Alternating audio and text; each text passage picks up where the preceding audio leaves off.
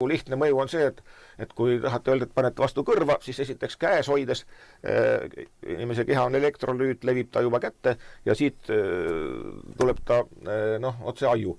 Aga kui te panete ta laua peale, panete eemalt rääkima, kontakti ja oma, siis on üle 100-kordne kiirguse vähenemine. Nii et selle asemel, et hoida teda siin, pange laua peale ja rääkige ja te vähendate seda mõju vähemalt 100 korda. Lihtne soovitus. Ma mäletan, mul oli vana telefon, oli see 5110 või mis ta oli. See, kui ma selle kõrva äärde parin, siis ma tundsin, et nagu soojaks läheb. Nemad olid niivõrd võimsad, vaadake, kui su raku seal oli. See tekitaski sisuliselt mikrolaine ahju efekti. Praegune telefon nagu eriti ei tekita seda. No, nad on vähema võimsusega, aga see sama impulss. Nüüd on küsimus selle impulsi mõjus. Just.